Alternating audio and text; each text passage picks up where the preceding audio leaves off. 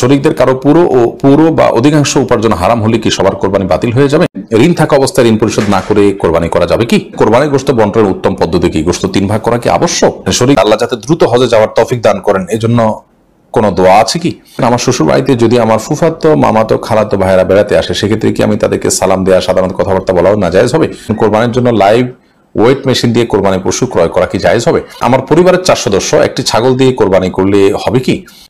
Shahini ID থেকে আপনি লিখেছেন, আল্লাহ যাতে দ্রুত হজে যাওয়ার তৌফিক দান করেন এজন্য কোনো দোয়া আছে কি? বিশেষ বা সুনির্দিষ্ট দোয়া তো নেই, কিন্তু আপনি আল্লাহ তাআলার কাছে সাধারণভাবে দোয়া কবুলের সময়গুলোতে করবেন, দোয়া আল্লাহর কাছে চাওয়াগুলোকে পেশ করবেন, চোখের পানি ফেলবেন, নিজে একটু একটু করে পয়সা করে জমাবেন, চেষ্টাটা আপনি করবেন অন্তত যে আল্লাহ রাব্বুল আলামিন যেন আপনাকে তৌফিক দান করেন। এমনি তার আগে আপনি লিখেছেন, আমার পরিবারের 4 সদস্য একটি ছাগল দিয়ে কোরবানি করলে হবে কি? আপনার 4 সদস্য বলতে আপনার স্ত্রী, ছেলে মেয়ে তারা যদি হয়, তাহলে সেক্ষেত্রে আপনার ছোট বাচ্চা কাচ্চা থাকলে তাদের তরফ থেকে আপনি পরিবারের কর্তা হিসাবে আপনি উপার্জনকারী, আপনার উপর কোরবানি বর্তায়, সেই হিসাবে আপনি কোরবানি করবেন, একটা ছাগল দিলেই যথেষ্ট হবে ইনশাআল্লাহ তাআলা। নবী সাল্লাল্লাহু আলাইহি ওয়াসাল্লাম হাদিসে বলেছেন, প্রত্যেক পরিবারের তরফ থেকে একটি করে কোরবানি বর্তায়। কিন্তু পরিবারে যদি একাধিক সদস্য তারা তাদের ভিন্ন ভিন্ন ইনকাম থাকে, আলাদা আলাদা সামর্থ্য থাকে, তৌফিক থাকে, তাহলে সেক্ষেত্রে সেটি ভিন্নতর বিষয়। নাজমুল ইসলাম সান এদিকে আপনি লিখেছেন, কোরবানির জন্য লাইভ ওয়েট মেশিন দিয়ে কোরবানির পশু ক্রয় করা কি জায়েজ হবে? লাইভ ওয়েট মেশিন দিয়ে কোরবানির পশু আপনি কিনতে পারেন এটার ন্যায্যতা নিশ্চিত করার জন্য। গোষ্ঠটা আমার উদ্দেশ্য না, কিন্তু আমি ন্যায্য মূল্য পাচ্ছি কিনা জাস্ট এটা অনুমান করার জন্য আপনি এটা করলেন, তা হতে পারে। কিন্তু আপনি নিছক গোশতটাই মুখ্য, আমার গোশত বাজারে কত, তাহলে আমি এই কোরবানি গরু করবো না ছাগল করবো, আমার লস পড়ছে, দাম বেশি পড়ছে, এরকম উদ্দেশ্য থাকলে সেটা জায়েজ হবে না। জাস্ট আমাকে বিক্রেতা ঠকাচ্ছে কিনা এটি নিশ্চিত হওয়ার জন্য, আমি তো গরু কেনা বেচাতে অভ্যস্ত না, এই জন্য লাইভ ওজন থেকে আমি একটা আইডিয়া করার চেষ্টা করলাম, জাস্ট ন্যায্যতার জন্য। উদ্দেশ্য যদি সেটি হয়, জায়েজ আছে। এরপরে আফিয়া ইবনাত আনিসা আপনি আইডি থেকে লিখেছেন, আমার শ্বশুর বাড়িতে যদি আমার ফুফাতো, মামাতো, খালাতো ভাইয়েরা বেড়াতে আসে, সেক্ষেত্রে কি আমি তাদেরকে সালাম দেওয়া, সাধারণত কথাবার্তা বলাও নাজায়েজ হবে? বর্তমান পরিস্থিতিতে এমন যে কোনো কথা না বললে মাইন্ড করে বসবে। প্রথমত অন্য কারোর দিয়ে খোঁজখবর নেবেন, যে ভিতরতে কাউকে দিয়ে বলবেন যে আমি সালাম জানিয়েছি, কেমন আছেন জিজ্ঞেস করছেন, এইভাবে কথোপকথন করবেন বাচ্চাদের মারফত, অন্যদের মারফত। সেই সুযোগ না থাকলে আপনি তার সাথে স্বাভাবিকভাবে কথা বলবেন, কথার ভিতরে কোমলতা সৃষ্টি না করে, পর্দার মধ্যে থেকে ওয়াকুলনা কওলাম মারুফা। আল্লাহ বলেছেন, মেয়েরা যে কথা বলবে সাধারণ এবং স্বাভাবিক কথা বলবে, এবং কথার ভিতরে কোনো প্রকার কোমলতা সৃষ্টি করবে না, যেমনটি কোরআন নির্দেশ করেছে।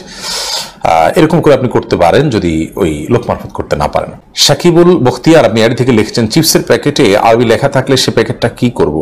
আরবি লেখাতে যদি কোরআন হাদিসের কোনো আয়াত না থাকে, তাহলে আপনি অন্য 10টি কাগজের ঠোঙা বা আপনার প্লাস্টিকের ঠোঙা যেভাবে ব্যবহার করেন সে ব্যবহার করতে পারেন, কোনো অসুবিধা নেই। আরবি লেখা থাকলেই যে সেটাকে আপনার বিশেষ সম্মান করতে বাধ্য, ব্যাপারটা সেরকম নয়। আরবি লেখায় খারাপ কিছুও থাকতে পারে আর সাধারণ কিছুও থাকতে পারে, এগুলোর বিধান যা লেখা আছে সেটার উপর ভিত্তি করেই হবে। তবে লেখা জোকা এগুলো অপমানজনকভাবে পায়ের নিচে যেন এবং অপমানজনকভাবে ময়লা ইত্যাদিতে না পড়ে, সেটা জ্ঞানের প্রতি যে আমাদের ভাষার প্রতি, জ্ঞানের প্রতি যে আমাদের শ্রদ্ধা থাকা উচিত, তার অংশ হিসাবে এটি সকল ভাষার ক্ষেত্রেই যথাসম্ভব খেয়াল করা উচিত। রাজস্থান লিখেছেন, এক মেয়েকে আমার পছন্দ হয়েছে, মেয়েটিকে আমি বিবাহ করতে চাই, কিন্তু মেয়েটির নামও সাথী, আমার মায়ের নামও সাথী। মায়ের নাম এমন কোনো মেয়েকে বিয়ে করলে গুনাহ হবে না। মায়ের নামে নাম আছে এরকম মেয়েকে বিয়ে করলে কোনো গুনাহ হবে না, আপনি করতেই পারেন। বাকি তাকে ডাকলে আপনার মা মনে করবে আপনার মাকে ডাকছেন, ব্যাপারটা তো সেরকম না। মাকে তো আপনি নাম ধরে ডাকেন না, কোনো অসুবিধা নেই ইনশাআল্লাহ। এতে আমরা এই ধরনের বিষয়গুলোকে অনেক জটিল করে ফেলি, মোটেও এগুলো জটিল কোনো বিষয় নয়। আপনি আপনার পরিবারে একটা সন্তানের নাম আছে আব্দুল্লাহ, আরেকটা সন্তানের নাম আব্দুল্লাহ, মানুষ রাখতে চায় না, কোনো অসুবিধা নেই। এটা ডাকলে হয়তো কখনো একটু ধোঁয়াশা তৈরি হবে, হোক, তাতে কি আসে যায়, অনেক কিছুতে ধোঁয়াশা তৈরি হয়, এটাতে আমাদের বড় কোনো ক্ষতি হবে, বাট সেরকম নয়। এই জন্য এগুলোকে খুব বড় কোনো বিষয় হিসেবে দেখার কোনো কারণে, আপনার মায়ের নাম যা, আপনি যে মেয়েকে বিয়ে করতে চাচ্ছেন তার নামও যদি তা হয়, কোনো অসুবিধা নেই, আপনি বিয়ে করতে পারেন। প্রয়োজনে তার একটা ডাকনাম ইউজ করলেন যদি আপনার কাছে ডাকতে খারাপ লাগে। এরপরে মঞ্জুর হাসান আপনি লিখেছেন, মৃতের পক্ষ থেকে কোরবানি করা যাবে এবং সেই গোশত কি নিজেরা খেতে পারবে? মৃত ব্যক্তির তরফ থেকে যদি আপনি নিজের তরফ থেকে কোরবানি করেন, আপনি করতে পারেন এবং সেই গোশত আপনি খেতে পারেন। নবী করিম সাল্লাল্লাহু আলাইহি ওয়াসাল্লাম সাহাবী আলী রাদিয়াল্লাহু তাআলা আনহু তিনি কোরবানি করেছেন।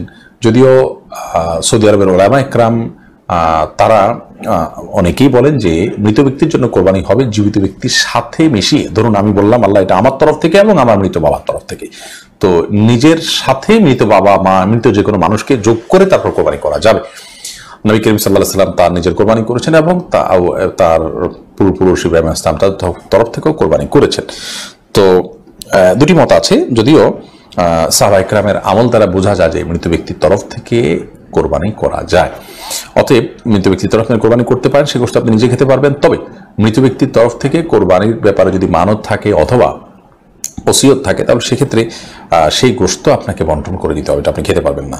শহীদুল আপনি লিখেছেন, শরীকদের কারো পুরো বা অধিকাংশ উপার্জন হারাম হলে কি সবার কোরবানি বাতিল হয়ে যাবে?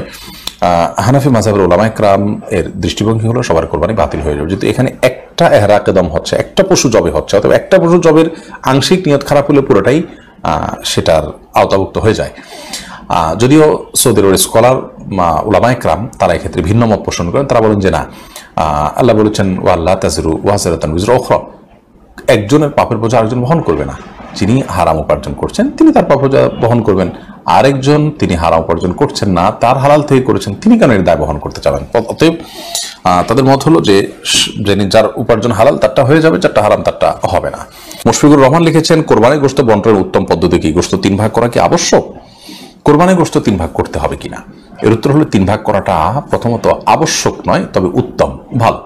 আল্লাহ রাব্বুল আলামিন কোরআনে কারিমে বলেছেন, ফাকুলু মিনহা ওয়া আত'ইমুল কানিআ ওয়াল মু'তারা। অন্য আয়াতে আল্লাহ বলেছেন, ফাকুলু মিনহা ওয়া আত'ইমুল বাঈসাল ফাকির।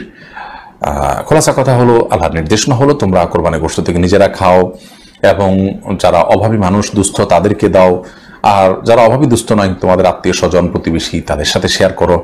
অর্থাৎ এই 3 ভাগে ভাগ করে আপনি কোরবানির গোশত দিলে বা ব্যয় করলে, খরচ করলে সেটা উত্তম।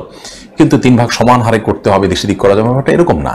আপনি নিজের জন্য একটু বেশি রাখলেন, গরিবকে দিলেন একটু বাড়িয়ে, প্রতিবেশী একটু কম দিলেন, অথবা আপনি নিজের জন্য খুব কম রাখলেন, গরিবদেরকে বেশি দিয়ে দিলেন, করতে পারে একটু। মানে 3টা ক্যাটাগরিতে ভাগ করবেন, এটা হলো মূল বিষয়। এখন সমান করে 3টাই করতে হবে এমনটা বাধ্যতামূলক নয়, তবে সমান করে 3টা করতে পারলে সেটা অবশ্যই ভালো। আল্লাহ 3 ভাগ করতে বলছেন, আপনি এটাকে সমান করে করছেন, গণমুখ মানার চেষ্টা করেছেন, এটা ভালো, প্রশংসনীয়। কিন্তু এটাকে বাধ্যবাধক বিষয় মনে করা যাবে না। আমরা অনেকে এটাকে অনেক আবশ্যক বানিয়ে ফেলেছি। উনি স্বাধীন আপনি লিখেছেন, ঋণ থাকা অবস্থায় ঋণ পরিশোধ না করে কোরবানি করা যাবে কি? ঋণ থাকা অবস্থায় ঋণ পরিশোধ না করে আপনি কোরবানি করতে পারেন কিনা? এর উত্তর হলো যে আপনার ঋণ দেখতে হবে কি ধরনের। আপনার ঋণটা যদি এরকম হয় যে আপনার প্রাপকের সাথে আপনার একটা চুক্তি আছে, একটা বোঝাপড়া আছে, আপনি তাকে কিস্তিতে আপনার ঋণ পরিশোধ করছেন বা একটা সময় নিয়েছেন, সেই সময় আপনি পরিশোধ করবেন, এরকম সিচুয়েশন থাকলে আপনি ঋণ দিচ্ছেন, আবার আপনি কোরবানি দিচ্ছেন, আবার ঋণ পরিশোধের মতো ব্যবস্থাপনা আপনার আছে, সেদিকে আপনি ধাপে ধাপে আগাচ্ছেন, তাহলে কোনো অসুবিধা নেই। কিন্তু যদি এমন হয় যে আপনার প্রাপকের, যার কাছ থেকে ঋণ নিয়েছেন বা যার কাছে আপনার দেনা আছে, তার পক্ষ থেকে প্রেশার আছে এবং আপনার কোরবানির টাকাটা দিলেও ঋণ কিছুটা কমে, তাতেও আপনার প্রাপক খুশি হয়, সেটা না করে আপনি কোরবানি করলে সেটা কিন্তু আপনার জন্য জায়েজ হবে না। কারণ আপনি যদি ঋণগ্রস্ত থাকেন এবং ঋণ দেওয়ার মতো কোনো টাকা না থাকে, তাহলে সেক্ষেত্রে কোরবানি নয়, আপনার জন্য ঋণ দেওয়ার গুরুত্ব অনেক বেশি। আর যেমনটা আগে বলেছি, ঋণ দেওয়ার বিষয়টি যদি একটা সিস্টেমের মধ্যে থাকে, একটা কমিটমেন্টের মধ্যে থাকে, ধরুন 1 বছর সময় নিয়েছেন, সেই 1 বছর পর আপনি দিবেন ব্যবস্থা আছে, এখন আপনি কোরবানি করছেন, কোনো অসুবিধা নেই, এটি আপনি করতেই পারেন।